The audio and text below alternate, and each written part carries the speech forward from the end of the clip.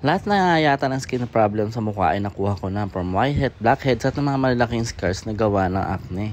CO2 fractional laser nga pala ang isang recommended ng doctor, kaya nagpunta ako sa Candy Baliwag branch para magpagawa ng CO2 located in SSS sa may Baliwag, Bulacan.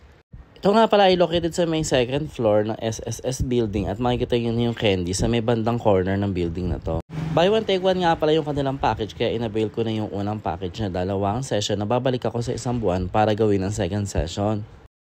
Pagpasok mo pa nga lang ay mababait na mga staff at accommodating at tinachat nila ako at pinapirma na ako ng form, and then pinapasok na ako para nagkaroon ng cleansing sa mukha. Nakapagpa CO2 fractional laser na nga pala ako 3 years ago, kaya lang hindi ko na natuloy kasi bukod sa masakit ay mahal.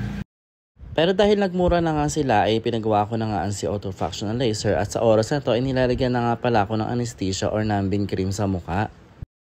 At balak na nga nila gawing morko ng mukha ko dahil tamang-tama, mataba at malaman. Charis! So yung cream nga pala na ibababad mo sa mukha mo sa loob ng 45 minutes para hindi masyadong masakit ang pag-aagawa ng process na to.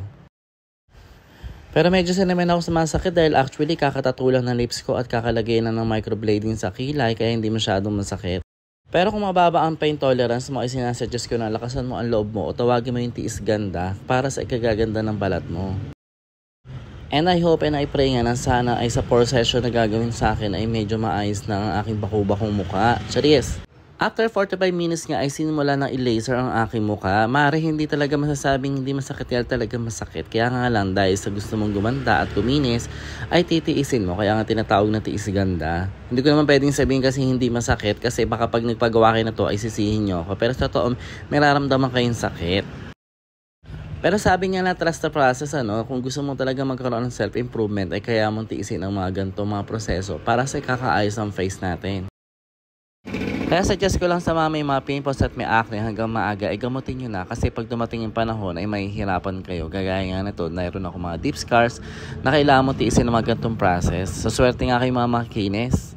So yun, i-update ko na lang kayo a few days after the treatment, and for sure makikita nyo nung mayroong konting pagbabago. After nga ako ma-laser ay nilagyan na ng cream yung mukha ko. At ito nga yung tinatawag na aftercare, dahil bukod dyan sa process na yun ay marami kang bibiling cream at toner na ipapahid mo sa mukha mo bilang protection na infection after the procedure. Ito nga pala yung mukha ko after the first procedure, at mapansin nyo medyo mapula-pula na at kailangan mo magmask paglabas mo kasi bawal yung alikabukan at madumihan. At ito nga pala yung day 1 after the procedures. Kung makikita nyo ay mapula na ang aking balat at excited na ako makita ko ano mga ang pagbabago.